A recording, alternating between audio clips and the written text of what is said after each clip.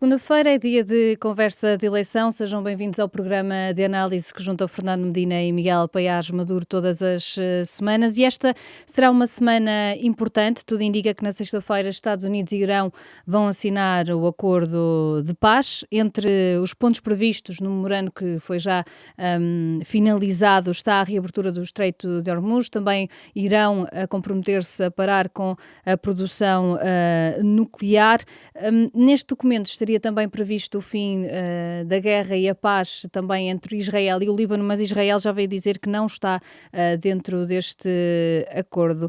Miguel, comece por si neste documento, depois também desta posição de Israel, o que é que podemos concluir? Que vamos ter um acordo de paz para durar no Médio Oriente ou ainda muito frágil esta negociação dos Estados Unidos com o Irão? O primeiro ponto, e que suscita alguma preocupação, é que não se trata de um acordo de paz, na realidade. Trata-se de um acordo de cessar-fogo, hum, eh, que estabelece um novo período de 60 dias, durante o qual, alegadamente, as partes vão trabalhar num acordo de paz definitivo. E, portanto, suscita muitas interrogações. Se, por um lado, é seguramente positivo que exista já imediatamente uma reabertura do Estreito de Hormuz, e correspondentemente com isso um fim do bloqueio americano ao Irão, e portanto isso vai trazer alguma segurança, e vai permitir eventualmente baixar o preço do petróleo, portanto com vantagens para a economia global. O facto de tanto ser ainda desconhecido, quer quanto ao conteúdo deste acordo preliminar para cessar fogo, quer quanto àquilo que vai ser a substância de um eventual acordo de paz definitivo, e o prazo tão curto que torna bastante improvável que esse acordo de paz consiga mesmo ser celebrado num prazo desse género, suscita naturalmente interrogações, dúvidas, e vai manter alguma incerteza com custos para a atividade económica global, não é? Agora é um passo positivo, mas, como eu digo, deixa muitas interrogações. Não sabemos um, as condições em que o Irão vai deixar de enriquecer o urânio, ou pelo menos deixar de enriquecer o urânio para fins militares, o controle como isso será feito, o que é que acontecerá ao urânio enriquecido que o Irão já detém, como é que a monitorização vai ter lugar. Portanto, não sabemos sequer se o acordo definitivo que vier a ser celebrado oferecerá melhores condições e melhores garantias para a paz internacional, para a segurança internacional, do que o acordo tinha sido celebrado no tempo de Obama. E nesse contexto também não sabemos, por outro lado, a medida em que a administração americana vai aceitar diminuir as sanções económicas, restituir alguns dos ativos que estão congelados iranianos, e as condições em que isso vai ocorrer. Logo, não podemos saber qual é o equilíbrio verdadeiro deste acordo entre as partes, quem é que eventualmente ganhou, e se, para a comunidade internacional, em termos de riscos que o Irão constitui, isto traz ou não vantagens. Em última instância, faz aquilo que era o status quo antes da iniciativa militar de Trump, mas parece pelo menos restabelecer aquilo que era o status quo antes dessa iniciativa militar de Trump. Fernando Medina, podemos estar perante o início de uma fase de maior estabilidade com este acordo de cessar-fogo pré-anunciado entre Estados Unidos e Irão? Pode significar uma maior estabilidade económica global ou ainda há muitos fatores de risco para falar já num equilíbrio?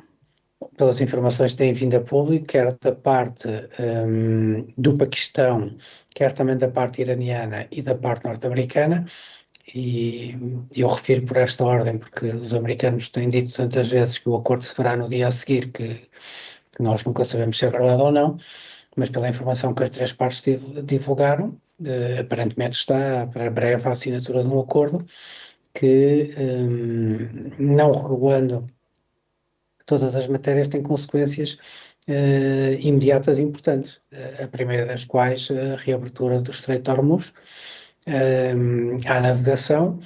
E isso terá um impacto económico claramente positivo do ponto de vista do que vão ser o preço dos combustíveis, e por arrasto relativamente à contenção da inflação que tenderá a não escalar para aqueles valores que se antecipavam que pudesse escalar, e isso é indiscutivelmente uma boa notícia. porque aquilo que nós tivemos ainda no final da semana passada foi o Banco Central Europeu a proceder a um aumento das taxas de juros, que vai causar uma adversidade sobre a economia, sobre a vida das famílias, que verão as suas prestações dos créditos aumentar, sobre as empresas que verão o acesso ao crédito ao investimento também a piorar as suas condições de acesso.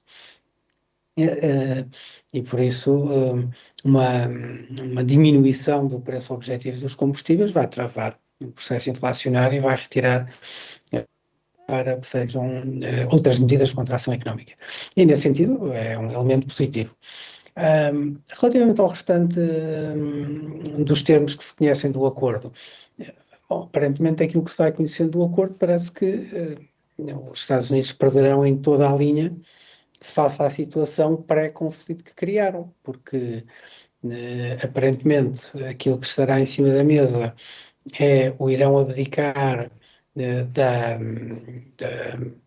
do objetivo da construção de uma arma nuclear, coisa que já tinham no acordo anterior, Com Obama. que era temporário, mas que deveria ter sido renovado e ampliado, só que surge como contrapartida, no fundo, a prática, o fim de um conjunto de sanções financeiras, nomeadamente a retenção de um valor de cerca de 25 mil milhões de dólares que os americanos e europeus fizeram ao abrigo de um dos pacotes de sanções e, no fundo, a definição de que num prazo de 60 dias se vai definir o calendário relativamente à questão do urânio que ainda está no Irão e que aí também se vai anexar um calendário para o levantamento das sanções económicas que estão neste momento a carregar fortemente o Irão e que foram o grande instrumento de pressão política que o Ocidente tinha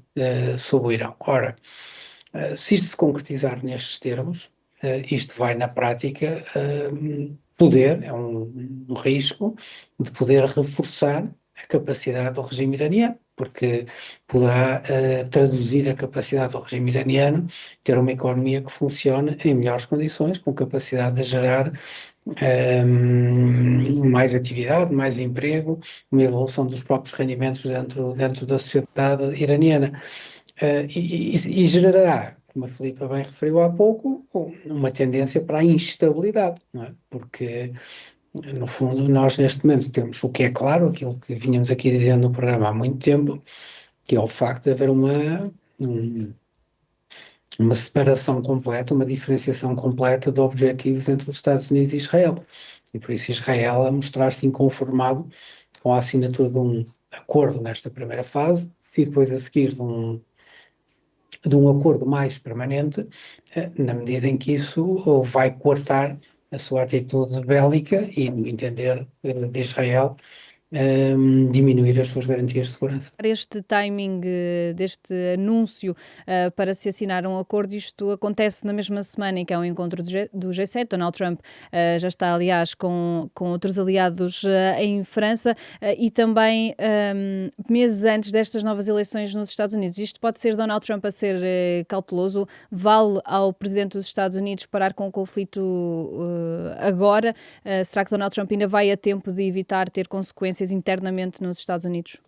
Eu sempre achei que, em última instância, Donald Trump não se podia permitir manter a atual situação indefinidamente com as eleições intercalares que vai ter nos Estados Unidos da América. Isso iria ter uma punição muito significativa para ele. É provável que a vá ter em qualquer caso, já os seus índices de popularidade estão muito baixos e, portanto, o Partido Republicano vai sofrer com isso e provavelmente vai perder o controle do Congresso, mas o resultado seria seguramente ainda pior se mantesse a atual situação. E, portanto, Donald Trump tinha de encontrar uma saída. Os iranianos também sabiam isso, e a partir do momento em que conseguiram resistir de uma forma assimétrica, mas eficaz, isso deu-lhes um poder negocial significativo. Agora, é óbvio que Donald Trump tinha de conseguir aqui atingir um acordo que fosse um acordo que lhe permitisse ao mesmo tempo salvar a face, não é? Ele enfiou-se num buraco do qual sem verdadeiramente, aparentemente, como aliás se avançou logo nessa altura, ter adequadamente ponderado todas as consequências da ação que estava a ter, e enfiou-se nesse buraco e agora tinha de encontrar uma forma de sair dele e está a tentar sair dele, pelo menos de forma temporária, e este cessar-fogo provavelmente vai durar até às eleições intercalares norte-americanas. Mas duvido que haja um acordo de paz e um acordo de paz definitivo até lá e mesmo depois de lá, nos tempos mais próximos. Questiono também sobre o timing em que este acordo é anunciado, é numa semana em que há um encontro do G7 e também a poucos meses das eleições nos Estados Unidos. Donald Trump ainda irá a tempo de evitar ter consequências internas, nomeadamente nestas eleições de novembro? Isso nós vamos ver, não consigo antecipar isso. Agora, para mim, era claro há muito tempo, e aqui também o afirmamos várias vezes, de que Donald Trump estava desesperado por fazer um acordo o mais rápido possível. A situação de Donald Trump era insustentável. Sublinhamos também que havia uma separação completa de objetivos entre Donald Trump, que queria um acordo rápido, e Israel, que queria não ter acordo. Isto é, não, os calendários políticos dos dois líderes desencontraram-se totalmente. Por isso, Netanyahu precisa de chegar com uma guerra a outubro, e Trump tinha que acabar com o conflito e assegurar a diminuição dos preços dos combustíveis bastante antes de novembro. E por isso, e essa tensão nota-se, não é? Mas repara-se com as próprias requerimentos públicas que Trump faz e que faz saber que deu em privado a Netanyahu, e depois os ataques que que Israel vai fazendo alegadamente à revelia dos americanos no sul do Líbano. E por isso isto é claramente marcado pelos calendários eleitorais. As intercalares são a única coisa que verdadeiramente interessa a Donald Trump, são um elemento decisivo para a sobrevivência da sua presidência. Donald Trump já o afirmou, que se perderem as eleições intercalares e com riscos de poderem, eventualmente agravados, na situação de poderem vir a perder o Senado, o que é mais difícil, mas que pode acontecer, Donald Trump diz que a sua presidência acabou, não só porque não conseguirá aprovar mais nada na Câmara dos Representantes e no Senado, mas também porque acha que haverá um processo de impeachment, do qual não sairá ileso. E por isso ele estava já desesperado, porque se via há várias semanas, porque o acordo fosse assinado. Tem tentado tirar os obstáculos do caminho, nomeadamente Israel, que tem posto bastantes pedras no caminho para esse entendimento, e por isso vai conseguir um acordo. Como diz Obama, é difícil que seja melhor nas garantias que dá aos americanos sobre o não desenvolvimento nuclear iraniano, e aliás arrisca-se a ser pior na dimensão em que faculta ao Irão meios financeiros muitíssimo vultuosos para que possa reconstruir a sua economia e promover a melhoria da qualidade de vida dos seus cidadãos, reforçando assim também a legitimidade do regime. Por cá, também acordos a serem discutidos. O Primeiro-Ministro esteve reunido na quinta-feira com André Ventura e volta a ter uma reunião com o Presidente do Chega amanhã, terça-feira. Em cima da mesa está a reforma laboral e também agora a prestação social única que o Governo quer criar. Miguel Paiás Maduro, o Governo já encontrou um parceiro preferencial, é André Ventura e o Chega? Não parece, e espero que não seja o caso, e não é aquilo que o Primeiro-Ministro disse e sempre disse, não é? Portanto, se isso fosse o caso, havia uma contradição com aquilo que sempre disse o Primeiro-Ministro. O Primeiro-Ministro disse que não tinha parceiros preferenciais, queria discutir diferentes propostas e legislativas no Parlamento e diferentes iniciativas do Governo, com todos os partidos políticos demonstrassem disponibilidade para o fazer. Aqui, aparentemente, o Chega demonstrou essa disponibilidade, mas, sinceramente, por aquilo que têm sido as posições avançadas pelas partes e as respectivas linhas vermelhas, eu acho que estes encontros são mais perfumativos do que podendo atingir algum tipo de acordo. Quer dizer, eu só vejo a possibilidade de existir um acordo se alguma das partes abdicar de algo que tem dito que é fundamental para um lado ou para o outro, não é? Eu não vejo, por exemplo, o Governo a poder admitir minimamente qualquer redução da idade de reforma. Não acho isso. Isso era o Governo pagar como preço para as suas reformas, para as reformas, um custo ainda maior do que o potencial benefício que poderia resultar das reformas como o Governo as vê. Portanto, não vejo isso possível. Sinceramente, acho que são as duas partes a querer transmitir a ideia de que tem disponibilidade para negociar, mas não vejo como é que possa existir um acordo sem, pelo menos, uma das partes abdicar de algo que até agora tem dito sempre que é fundamental para eles. Mas por que insistir com 2 encontros no espaço de uma semana? Isso terá de perguntar ao Primeiro-Ministro, não a mim, não sei. Mas, como digo, vejo isso mais numa lógica de. Eu não vejo André Ventura abdicar Da ideia da senão reforma. realmente era uma derrota política para André Ventura muito significativa. E não o fazendo, eu só vejo a insistência dos dois lados no sentido de dizerem nós tentámos e, portanto, depois cada um deles vai atribuir a responsabilidade ao outro e o Primeiro-Ministro poderá dizer nós tentámos reformar, tentámos até fazer acordo com várias partes políticas, não quiseram e, portanto, foi por isso que a reforma não se fez. Fernando Medina, sobre estes encontros entre André Ventura e Luís Montenegro, que têm na mesa a reforma laboral, mas também a prestação social única, acha que já é um sinal de que o governo já definiu qual será o seu parceiro preferencial?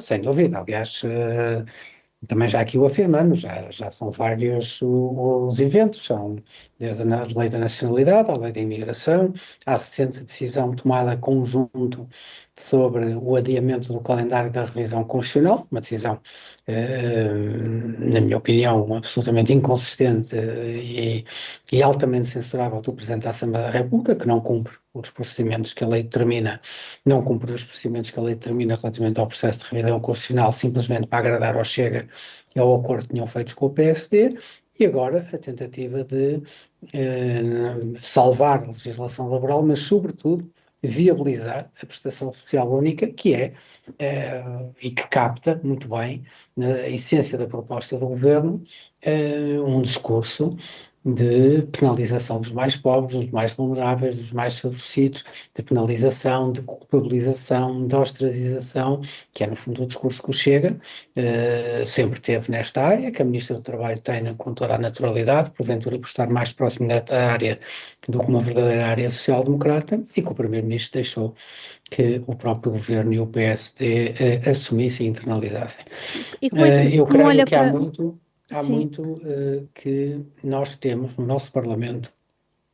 Esta legislatura é marcada pelo facto de existir uma maioria funcional, operacional, entre a AD, a Iniciativa Liberal e o Chega, mas em particular entre a AD e o Chega. Já temos sucessivas demonstrações disso mesmo. Eles não lhe chamam de coligação, porque Luís Montenegro afirmou que não iria por esse caminho na campanha eleitoral. Não temos um acordo de incidência parlamentar, também para não dar ares de reforço, mas que na prática, nos dossiês que são relevantes do ponto de vista da iniciativa legislativa do governo, quem tem sido o parceiro da negociação, da conversa, do acordo, foi precisamente o Chega. Repare-se, do ponto de vista da prestação social única, a proposta do governo desvirtua de forma muito significativa aquilo que tinha sido acordado, aliás, com a União Europeia em sede PRR fazer, que o PS se disponibilizou para fazer um acordo com o governo nesta matéria, desde que se respeitasse o espírito daquilo que estava contratualizado com Bruxelas, relativamente a termos uma prestação social única com o objetivo de chegar a mais pessoas de forma mais eficaz. E cortando na burocracia. A solução do governo é precisamente a oposta, é de fechar o acesso, limitar o acesso, e depois são capazes de dizer isto à segunda, quarta e sexta, e depois nas campanhas eleitorais terem dito que Portugal tinha 2 milhões de pobres e que isto era uma vergonha e que o país não podia viver desta forma. Mas é um PSD, um governo bastante encostados a uma agenda do Chega, que aliás já assumiram nestas partes como a sua própria agenda. e não temo que esta exclusão do PS destas reuniões atirem o partido progressivamente para fora de todas as discussões que venham a ser importantes? Não, eu não temo que atirem, quem está a fazer essa escolha é o governo, isso hoje é claro aos olhos dos portugueses. Nenhum destes dossiês nenhum destes dossiês que eu acabei de referir, desde a lei da imigração, à lei da nacionalidade, ao calendário da Constituição, à reforma laboral, à prestação social única. Em nenhum destes dossiês o Governo procurou qualquer convergência com o PS e qualquer aproximação com o PS em qualquer uma destas matérias. E muitas outras, aliás, pelo caminho. Estou a citar aquelas mais relevantes. Aliás, a Filipe não se recordará, certamente, de uma única matéria na qual o Partido Socialista tenha sido o parceiro que o Governo tenha escolhido para propor e para promover qualquer tipo de reforma ou de alteração. Não há uma, sequer, não há uma que isso note. Isto é deliberado da parte do PSD. O PSD pretende, acha que a sua estratégia política, Luís Montenegro, acha que a estratégia política é captar temas da agenda do Chega para quando se candidatar a umas novas eleições, conseguir esvaziar o Chega, porque ele tem, no fundo, capturou esses temas da agenda. A experiência que nós temos de outros países é muito negativa para os partidos de centro-direita. Também, Quanto mais eles se aproximam desta agenda, mais a votação nos partidos de extrema-direita aumenta, porque a agenda se encontra legitimada pelos partidos mais do arco democrático e por isso as pessoas menos constrangimento sentem a vencer nestes partidos. Eu acho que esta é uma má estratégia da parte de Luís Montenegro. Agora, que afastou já por completo o PS de qualquer tipo de aproximação em matérias centrais, já, isso é um facto, não é? E não é por falta de disponibilidade de José Luís Carneiro. Aliás, nesta matéria também facilmente se recordará as diferenças face a Pedro Nuno Santos, que tinha uma visão diferente sobre a condução do partido. O José Luís Carneiro tem tido outra, mas quer dizer, tem ficado sempre a falar sem resposta por parte do governo. também a linha com Ferro Rodrigues, quando o próprio chegou a defender numa entrevista na semana passada que o PS deve chumbar desde logo o orçamento do Estado devido a esta alegada aliança entre PSD e Chega? Eu acho que nós devemos avaliar as coisas no seu tempo. Acho que o quadro político que se está a desenhar é este que acabei de descrever. É um quadro em que há uma maioria funcional na direita a funcionar no Parlamento e no nosso país. Sendo isso assim, o que é o cenário absolutamente natural é que sejam os partidos à direita a viabilizar o Orçamento de Estado. Resta saber se Luís Montenegro não está mesmo a procurar que haja um momento de crise política, porque quem age desta maneira hum, ou tem as garantias do Chega da viabilização do Orçamento de Estado, ou então está preparado para governar em duodécimos, o que também pode ser, é uma solução que o fragiliza do ponto de vista político, mas do ponto de vista económico é possível, isso já aconteceu no nosso país. Hum, não é a solução ideal, mas é uma solução possível. Então está com a vontade e já se está a colocar para um horizonte de provocar uma crise política, tentando depois atirar para cima do Partido Socialista as responsabilidades dessa crise, cenário segundo o qual eu creio que não terá nenhuma adesão à realidade, porque qualquer observador, qualquer pessoa consegue ver o seguinte, quer dizer, não há um único dossiê que o governo tenha procurado. O governo não tem maioria no Parlamento só por si. A AD não tem maioria no Parlamento. Tem que negociar para obter essa maioria. Tem duas grandes combinações possíveis para o fazer, com o Partido Socialista ou com o Chega. Em todos os dossiês, a negociação foi sempre com o Chega. Pronto. E por isso, acho que se tem que tirar estas conclusões e acho que as pessoas percebem isto e por isso acho que o Luís Montenegro deve, obviamente, aliás, iniciar conversações com o Chega relativamente à viabilização do próximo orçamento, que é o que é natural. Mudamos o tema e vamos à operação emergente. Este domingo soubemos que o presidente da Câmara da Amadora, Vítor Ferreira, é um dos arguidos nesta operação, que há umas semanas resultou e levou a cabo várias buscas sobre autarcas e pessoas ligadas ao PS. Este autarca é suspeito de prevaricação. De acordo com o observador, a Câmara terá contratado a empresa do diretor de comunicação do PS para escrever um discurso para o dia 25 de abril, não tendo cumprido alegadamente as regras de contratação pública. Miguel Paes Maduro, só agora sabemos deste arguido, só agora é que se tornou público. Parece-lhe válida esta decisão e este argumento do Ministério Público? Primeiro, sobre o processo judicial em si, como nunca tenho feito, não o comentarei porque não sei os detalhes. Portanto, só posso falar daquilo que é de conhecimento público e da dimensão pública, para lá da dimensão jurídica do que está ali em causa. E a dimensão pública que é conhecida torna este processo um bocadinho surpreendente, não é? Porque, por um lado, os valores parece que encaixam perfeitamente dentro daquilo que pode acontecer por ajuste direto. Por outro lado, é prática comum nos responsáveis de cargos públicos fazerem discursos e terem, muitas vezes, até assessores para fazer discursos. Os presidentes da República, por exemplo, normalmente têm 1 ou 2 assessores que só fazem discursos.